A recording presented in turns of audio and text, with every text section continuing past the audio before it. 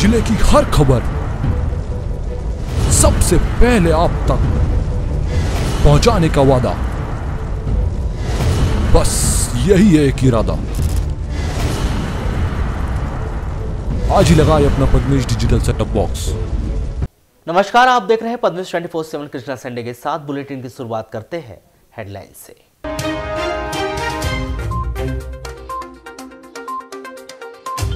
बूढ़ी तालाब के अतिक्रमणकारियों को नोटिस देने पहुंचा भारी भरकम नगरपालिका का अमला, विरोध के बाद बेरंग वापस लौटा।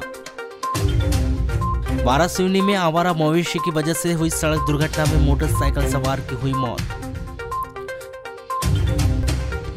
बैंक के 4 कर्मचारियों के पॉजिटिव आने पर दूसरे दिन भी बंद रहे दोनों बैंक, परेशान होते रहे ग्राहक, वैकल्पिक व्यवस्था की उठी मांग।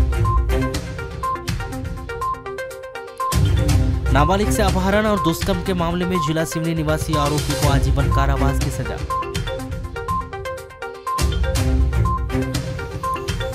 शहर में बैयर रोड में बेलगाम कार चालक ने आधा दर्जन वाहन को मारी टक्कर, सड़क किनारे खड़े लोग भी बाल बाल बचे। अतिक्रमण की कार्रवाई के विरोध में वारासिवनी सब्जी मंडी अनिश्चितकाल के लिए हुई बंद।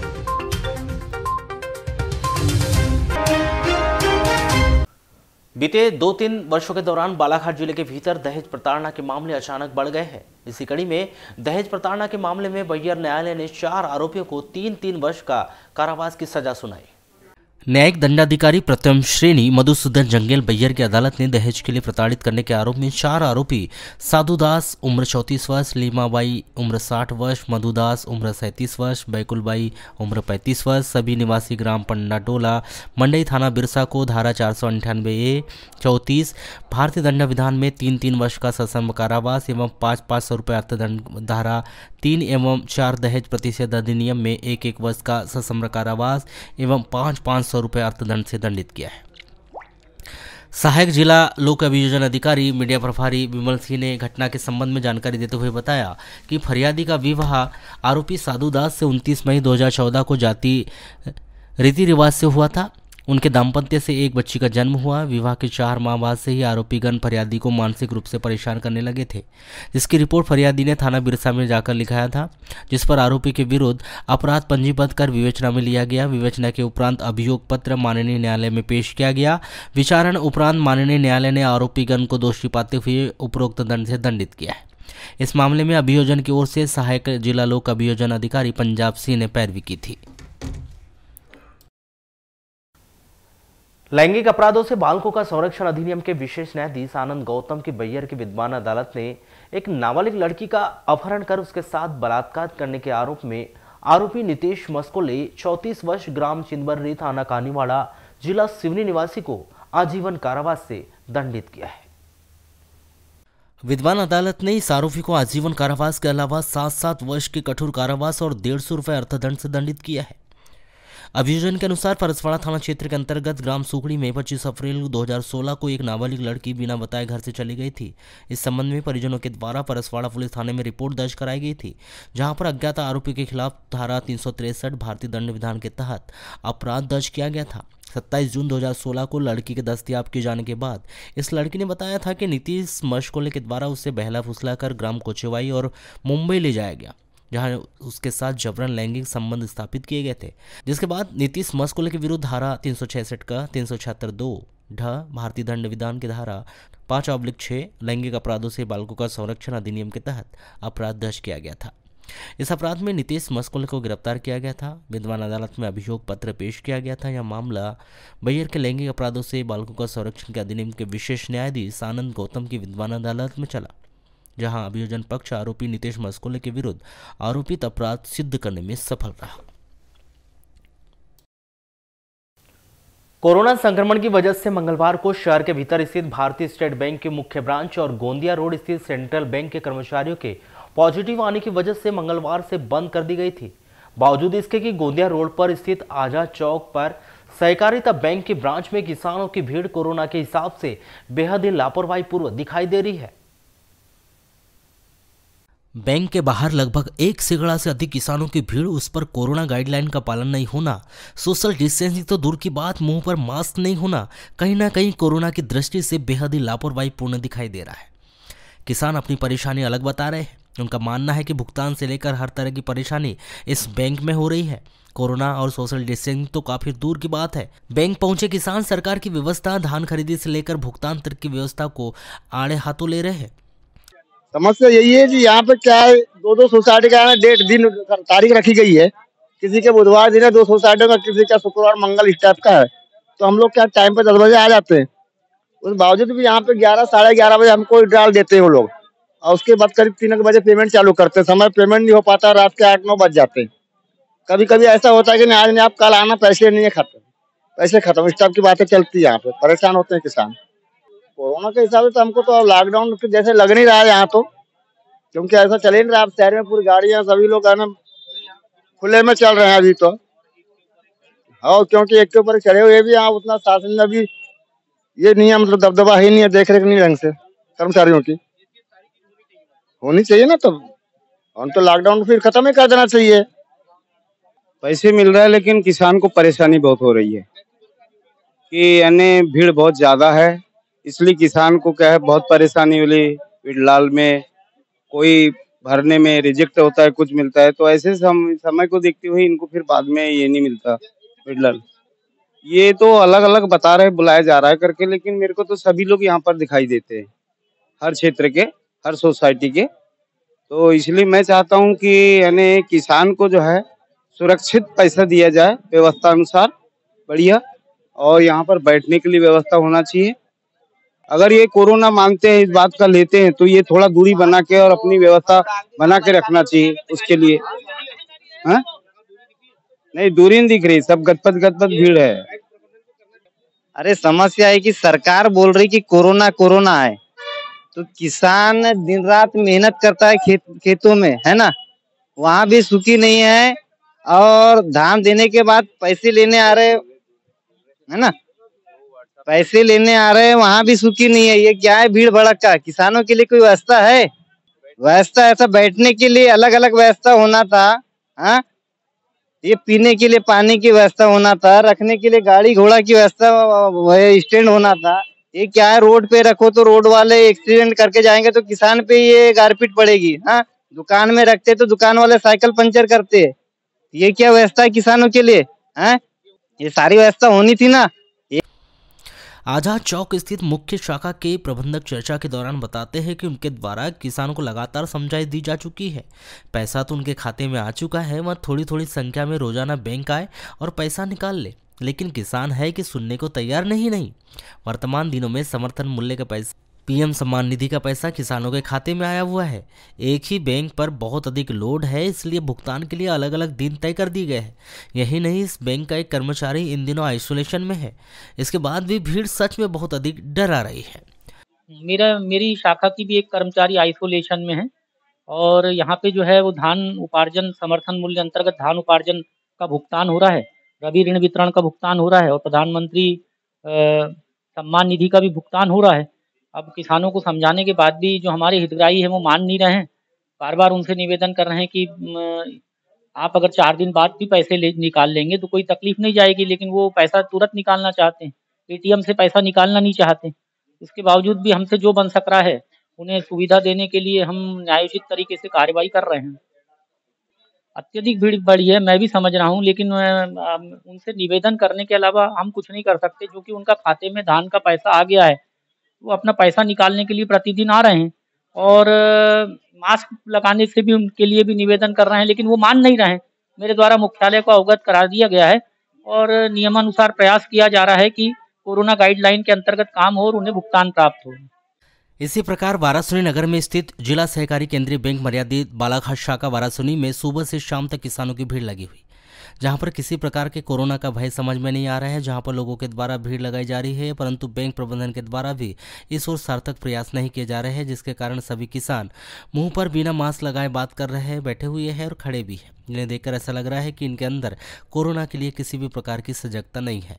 भीड़ इतनी हो गई है कि बैंक को लाउड स्पीकर का सहारा लेना पड़ रहा है लोगों के नाम बोलने और व्यवस्था बनाने के लिए। ऐसे में 75% से ज़्यादा बैंक में बुजुर्ग व्यक्ति आ रहे हैं, जिन्हें संक्रमित होने का ज़्यादा डर लगा हुआ है। ऐसे में कोरोना फैलने की संभावना भी बढ़ती जा रही है। हम इस विषय में आए थे, जो अपने समर्थन मूल्य पर जो धान दिए थे, सोसाइटी में उसका भुगतान लेने आए थे। पर यहाँ पर तो एकदम भीड़ का अंबार है, ना कोई कोविड का पालन कर रहा है, ना कोई मास्क लगा रहा है, ना कोई सोशल डिस्टेंस का कोई पालन नहीं हो रहा है। इसमें हम चाहते हैं कि सोशल डिस्टेंस रखना चाहिए, सभी को मास्क लगाना ज़रूरी है और कतार बाई कतार थोड़ा सा रहना चाहिए। अधिकतर बुजुर्ग लोग आते हैं और यहाँ पे अगर कोई भी एक आदमी हो चाहे पॉजिटिव मिल जाए या कुछ संक्रमित है तो वो घर पे जाएगा तो दूसरी और घर के परिवारों को है ना डिस्टेंस यानी बीमारी का प्रबंधन वो करेगा। और यहाँ मैं सोसाइटी में आया था, यहाँ पे 50 साल से ऊपर वाले बुजुर्ग लोग बहुत से हैं जो सोशल डिस्टेंसिंग का पालन नहीं कर रहे हैं और किसी के भी मुंह पे मास्क नहीं दिखा, जिससे संक्रमण की आशंका ज़्यादा समझ में आ रही है कि कोरोना फैलने के मतलब पूरे चांसेस है। और यहाँ जो है भीड़ बहुत है, कर्मचारियों की कमी नज़र आ रही है क्योंकि 2-2 घंटे 3-3 घंटे से लोग यहाँ पे ठहराव किए हुए हैं। और लोगों को जो है अभी रबी की फसल में सोडा खाद भी डालने की आवश्यकता है और पैसा यहाँ प्राप्त नहीं हो पा रहा है। मेरा भी जो पैसा है 1 महीने से धान दे चुका हूँ मैं लालवर देवरगांव सोसाइटी में, वही खाता चेक करवाने आया था, अभी तक मेरे खाते में पैसा नहीं आया है। यहाँ पर स्थिति इस तरह दिख रही सर कि बहुत सारे गांव के लोग यहाँ पर पेमेंट के लिए परेशान हो रहे हैं और ये समझो कि भांडी पिपरिया केरा इस तरफ के मतलब 20 किलोमीटर दूर के लोग यहाँ पर आके पेमेंट के लिए परेशान हो रहे हैं। तो मेरा मानना यह है कि पेमेंट यहाँ वाराणसी में ना आते, जैसे मान लो रेंगाटोला सोसाइटी में इन लोगों को दे देते तो इतनी परेशानी का सबब नहीं बनता है ना, परेशानी नहीं होती इन लोगों को। अब बताओ उतने दूर से ये लोग आते हैं, दिन भर सुबह से लेकर शाम तक यहाँ पड़े रहते, पेमेंट मिलेगा करके। रही बात, हमने क्या है माइक लगा रखा है और बीच बीच में ग्राहकों को हम बताते रहते हैं कि भाई आप लोग कहते हैं कोविड के नियमों का पालन करें, मास्क लगाएं और सोशल डिस्टेंसिंग का पालन करें। पेमेंट क्या है, पेमेंट जो है पेमेंट हम अभी तक के कर रहे थे, हमारा केस अभी ख़त्म हो गया है, केस आने वाला है, केस जैसे ही आएगा वैसे ही पेमेंट भुगतान चालू कर देंगे। वारासिवनी थाना के अंतर्गत नेवर गांव के समीप नंगाटोला तालाब के पास सड़क दुर्घटना में मां बेटी घायल हो गए। दोनों घायल कीर्तनबाई बिसेन 43 वर्ष और उसकी बेटी सलोनी बिसेन 12 वर्ष ग्राम पाथरी थाना वारासिवनी निवासी को जिला अस्पताल में भर्ती किया गया है। 19 जनवरी को 11 बजे यह सड़क दुर्घटना उस समय हुई जब कीर्तनबाई अपनी बेटी और पति के साथ मोटरसाइकिल से ग्राम घोटी से अपने घर पाथरी जा रहे थे। प्राप्त जानकारी के अनुसार 18 जनवरी को नंदकिशोर बिसेन अपनी पत्नी कीर्तनबाई बेटी सलोनी के साथ मोटरसाइकिल से अपने रिश्तेदारी के गांव घोटी लालबर्रा गए थे, जहां रात में रुकने के बाद 19 जनवरी को 11 बजे करीब नंदकिशोर बिसेन अपनी पत्नी कीर्तनबाई बेटी सलोनी को लेकर मोटरसाइकिल में घोटी से अपने घर पाथरी जा रहे थे। लालबर्रा से वारासिवनी रोड ग्राम नेवरगांव के समीप नंगाटोला तालाब के पास पीछे से आ रही मोटरसाइकिल नंदकिशोर बिसेन की मोटरसाइकिल को पीछे से ठोस मार दी। इस दुर्घटना में नंदकिशोर बिसेन अपनी पत्नी कीर्तनबाई और बेटी सलोनी के साथ मोटरसाइकिल सहित गिर गए। इस दुर्घटना में नंदकिशोर बिसेन की पत्नी कीर्तनबाई और बेटी सलोनी घायल हो गई। उकवा पुलिस चौकी क्षेत्र के अंतर्गत डोरा रोड पर स्थित ग्राम नीलामीटा के गोलाई में 2 मोटरसाइकिल आपस में टकराने से दोनों मोटरसाइकिल में सवार 2 लोग घायल हो गए। इस दुर्घटना में अत्यधिक चोट लगने से घायल दिलीप कावरे 27 वर्ष ग्राम लूद चौकी बिठली निवासी को जिला अस्पताल में भर्ती कराया गया है। एक अन्य घायल मोटरसाइकिल सवार उकवा के अस्पताल में भर्ती है। प्राप्त जानकारी के अनुसार 19 जनवरी को दिलीप कावरे अपनी पत्नी और बेटे को मोटरसाइकिल में अपने ससुराल झीरिया छोड़ने गया था और ससुराल से अपने गाँव लूद लौट रहा था। 4 बजे करीब डोरा से उकवा की ओर जाते समय ग्राम नीलामेडा के पास मोड़ में उकवा की डोरा से ओर आ रही मोटरसाइकिल और दिलीप कावरे की मोटरसाइकिल आपस में टकरा गई। इस दुर्घटना में दिलीप कावरे और अन्य मोटरसाइकिल में सवार व्यक्ति भी घायल हो गया। दोनों घायलों को उकवा के अस्पताल लाकर भर्ती किया गया, जहां से प्राथमिक उपचार के बाद अत्यधिक चोट लगने से घायल दिलीप कावरे को जिला अस्पताल बालाघाट रेफर किया गया है। चक्की चलाने के लिए निर्धारित पर्याप्त समय 3 फेज बिजली न मिलने से परेशान एक व्यक्ति ने आत्महत्या किए जाने की चेतावनी दी, जिसने कलेक्टर कार्यालय में ज्ञापन सौंपते हुए पर्याप्त और निर्धारित समय तक 3 फेज बिजली न मिलने पर 26 जनवरी की दोपहर 12 बजे उकवा के पावर हाउस में फांसी लगाकर आत्महत्या किए जाने की भी बात कही है। 26 जनवरी गणतंत्र दिवस के दिन आत्महत्या करने की चेतावनी देने वाले व्यक्ति का नाम तहसील बैयर ग्राम बेटली निवासी ईसुलाल भोड़ेकर बताया गया है, जिसने 3 फेज बिजली न मिलने के चलते व्यापार में हो रहे लगातार घाटे और समस्या का समाधान न होने का हवाला देते हुए आत्महत्या किए जाने की भी चेतावनी दी है। इसकी सूचना ईसुलाल भोड़ेकर के द्वारा ज्ञापन के माध्यम से कलेक्टर कार्यालय में दी गई।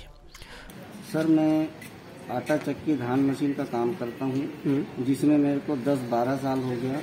10-12 साल से मेरे को 3 फेज कनेक्शन 24 घंटा मिलता था, जिसमें अभी 5 से 6 माह हो गया दिन में हमको सिर्फ 4 घंटा लाइट मिलता है, जिससे मैं अपना व्यवसाय नहीं कर पा रहा हूँ, बिजली बिल नहीं पटा पा रहा हूँ, बच्चों का परवरिश नहीं कर सक रहा हूँ। क्या परेशानी जा रही है? और सारे क्षेत्रों में 3 फेज कनेक्शन आज भी 24 घंटा दिया जा रहा है। सिर्फ नारंगी फीटर में ही 3 से 4 घंटा दिन में 3 फेज कनेक्शन दे रहे हैं। रात में 10 बजे से लेके ऑपरेटर की नींद खुलते तक 3 फेज कनेक्शन देते हैं, और जब हम काम करने खड़े होते हैं तो 2 फेज कर देते हैं, जिससे हम कोई काम कर ही नहीं सक रहे हैं। घर के जानवर, बैल, ढोर और जेवर जट्टा बेच करके बिल पटा रहा हूँ सर, जिसमें मेरे पास अब कोई दूसरा जरिया ही नहीं है कि मैं अपनी जिंदगी जी सकूँ और बाल बच्चों को पाल सकूँ। और मेरे पास सिर्फ आत्महत्या ही करने का एक रास्ता है सर। तो कब करेंगे आत्महत्या, और कौन सा रूप अपनाएंगे आत्महत्या करने के लिए? सर जी, मैं काम नहीं कर सक रहा हूँ और बिल नहीं पटा सक रहा हूँ, तो मेरे पास कोई दूसरा उपाय नहीं है आत्महत्या करने। कब करेंगे? 26 जनवरी के दिन। कहाँ पे करेंगे? उकवा पावर हाउस में। आत्महत्या करेंगे तो कैसे करेंगे, यानी फांसी लगा के या फांसी लग जाऊंगा सर मैं। तो आपको ऐसे नहीं लगता कि आत्महत्या के अलावा भी और कोई अच्छा काम कर सकते हैं, आप ना करें ऐसा? ये सर बस आप ही न्याय दिला सकते हैं इसके। क्या बोलते हैं अधिकारी लोग, क्या बोलते हैं? अधिकारियों के पास जाओ तो बोलते हैं कि गवर्नमेंट का आदेश है, और उनसे गवर्नमेंट आदेश का कॉपी मांगते हैं तो कॉपी तक के नहीं देते हैं। और अगर गवर्नमेंट का आदेश है तो सारे क्षेत्र में आदेश होंगे, क्या एक सिर्फ नारंगी ही फीटर में आदेश है कटौती का? यानी सिर्फ रात में ही देते हैं बिजली? जी हाँ, रात में। मुख्य चिकित्सा एवं स्वास्थ्य अधिकारी डॉक्टर मनोज पांडे ने जिले में संचालित निजी नर्सिंग होम एवं अस्पतालों के संचालकों को निर्देशित किया है कि वे अपनी संस्था में किसी भी शासकीय सेवा में पदस्थ विशेषज्ञों एवं चिकित्सकों की किसी भी प्रकार की सेवाएं न ले, अन्यथा मध्य प्रदेश उपचर्या गृह तथा रुजोपचार संबंधी स्थापना अधिनियम के तहत कड़ी कार्रवाई की जाएगी।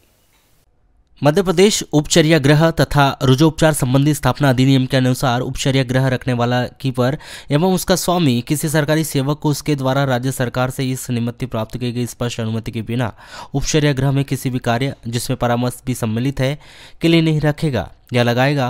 जहां सरकारी सेवक को इस प्रकार उपचर्या गृह में रखा जाता है तो उपचर्या गृह रखने वाला कीपर या उसका स्वामी पूर्णकालिक या अंशकालिक आधार पर रखे या लगाए गए ऐसे सरकारी सेवक के कार्य पर रखे या लगाए जाने से संबंधित ब्यौरे उसको उपचर्या गृह द्वारा दी जा रही है उपलब्धियों के साथ पर्यवेक्षी प्राधिकारी को प्रस्तुत करेगा।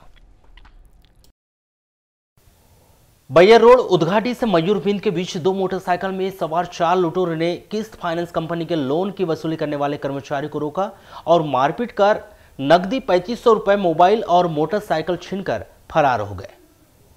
रूपजर थाना क्षेत्र के अंतर्गत यह घटना 17 जनवरी की शाम 7 बजे उस समय हुई जब यह कर्मचारी संतोष नागपुरे ग्राम अमोली लालबरा निवासी उकवा से मोटरसाइकिल में बालाघाट आ रहा था। रूपझर पुलिस ने इस मामले में 4 अज्ञात आरोपियों के विरुद्ध रास्ता रोककर लूटपाट करने के आरोप में अपराध दर्ज कर विवेचना शुरू की है। प्राप्त जानकारी के अनुसार लालबरा थाने के ग्राम अमोली निवासी संतोष नागपुरे किस्त फाइनेंस कंपनी में ऑनलाइन लोन रिकवरी का कार्य जुलाई 2021 से कर रहे हैं। 17 जनवरी को लोन वसूली हेतु संतोष नागपुरे मोटरसाइकिल सिटी 100 से बालाघाट से उकवा लोन वसूली के लिए गए थे। उकवा में जिन लोगों से वसूली करने गए थे वे लोग नहीं मिलने पर शाम 6:30 बजे करीब संतोष नागपुरे उकवा से बालाघाट के लिए निकले थे, जिनके पास 3500 रुपये थे। शाम 7 बजे मयूरबिंद से उदघाटी के बीच रोड किनारे 2 मोटरसाइकिल खड़ी थी और 4 लोग हाथों में डंडा लिए खड़े थे, जिन्होंने संतोष नागपुरे को डंडा दिखाकर उनका रास्ता रोका, जिससे संतोष नागपुरे घबरा कर रुक गए, जिस पर आरोपी के द्वारा मारपीट कर लूट की घटना को अंजाम दिया गया। मारपीट की घटना में संतोष बहुत अधिक घायल हो गया, उसे जिला अस्पताल में भर्ती किया गया है। अस्पताल पुलिस चौकी के द्वारा 4 अज्ञात आरोपियों के विरुद्ध धारा 341, 392 भारतीय दंड विधान के तहत अपराध दर्ज कर विवेचना शुरू की है।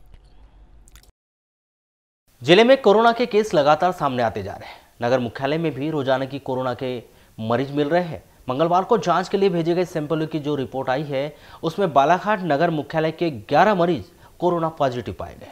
नगर के गुजरी मार्केट में 2 प्रतिष्ठानों में कोरोना पॉजिटिव पाए जाने पर नगर पालिका के अमले के द्वारा पहुंचकर प्रतिष्ठानों को सील करने की कार्रवाई की गई ताकि उन प्रतिष्ठानों में आने वालों में संक्रमण न फैले।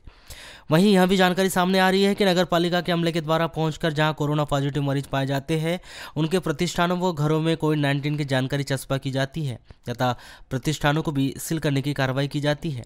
इस दौरान कुछ जगह से यह भी जानकारी सामने आई है, लोगों के द्वारा अपनी पहुंच ऊपर तक होने का हवाला दिया जाता है तथा कोविड की जानकारी चस्पा करने से मना किया जाता है। यह भी बात की जाती है कि उनकी बड़े अधिकारी से बात हो गई है, इसलिए कोविड-19 की जानकारी की चस्पा न करे। ऐसी स्थिति में नगर पालिका का अमला भी असमंजस की स्थिति में आ जाता है कि वे उस दौरान मौके पर क्या करें। तहसीलदार रामबापू देवांगन ने बताया कि अभी तक नगर पालिका के अमले को मना करने जैसी बात उनके संज्ञान में नहीं आई है। अगर कोई भी नगर पालिका के अमले को कोविड-19 की जानकारी चस्पा करने से मना करता है या कार्रवाई में व्यवधान उत्पन्न करता है तो इसमें FIR करने का भी प्रावधान है। बल्कि हमारी जनता से अपील है कि कोविड-19 जैसी महामारी में सभी लोग कोविड में ड्यूटी कर रहे कर्मचारियों का सहयोग करें, क्योंकि यह सब जनता को सुरक्षित रखने के लिए ही किया जा रहा है। बारासिनी नगर के थानेगांव चौक पर बुधवार की दोपहर करीब 1 बजे सड़क हादसे में 2 लोग राकेश गाड़ेसर और सुजीत बागड़े घायल हो गए, जिसमें से सुजीत बागड़े की मौत हो गई और राकेश गंभीर रूप से घायल हो गया। यह हादसा उस समय घटित हुआ जब सुजीत अपने ससुराल सगाई कार्यक्रम में जा रहा था, जिसमें उपचार कर पुलिस ने मर्ग कायम कर जांच में लिया है। प्राप्त जानकारी के अनुसार मेहंदीवाड़ा निवासी सुजीत बागड़े उम्र 22 वर्ष मेहंदीवाड़ा निवासी राकेश गाड़ेश्वर के साथ घर से अपने ससुराल में आयोजित साली की सगाई कार्यक्रम में शामिल होने के लिए निकला था। बारासिनी से रजेगांव महाराष्ट्र डोंगरमाली मार्ग से जाने के लिए कॉलेज चौक से थानेगांव चौक मार्ग पर पहुंचा, तभी थानेगांव चौक के पास उनके मोटरसाइकिल के सामने आवारा मवेशी आ गए, जिससे टकराकर वह बाजू से गुजर रही पिकअप से टकरा गए और नीचे जमीन पर गिर गए, जिस पर तत्काल ही आसपास के लोगों के द्वारा दौड़कर उन्हें देखा गया और तत्काल ही घटना की जानकारी संजीवनी 108 और पुलिस को दी गई, जिस पर संजीवनी 108 ने घटनास्थल पर पहुंचकर घायल सुजीत बागड़े और राकेश गाड़ेश्वर को शासकीय सिविल अस्पताल में लाकर भर्ती किया गया, जहां पर डॉक्टरों के द्वारा जांच कर सुजीत बागड़े को मृत घोषित कर राकेश गाड़ेश्वर का उपचार किया गया। सगाई के लिए रजेगांव जा रहा था, सामने से कोई पिकअप आया, उससे वो टकरा गया करके मालूम हुआ है। पिकअप का भी जानकारी नहीं है, लेकिन पिकअप भी टूटी है करके मालूम हुआ है। किसकी सगाई में जा रहा था? वो अपनी साली की सगाई में जा रहा था रजेगांव।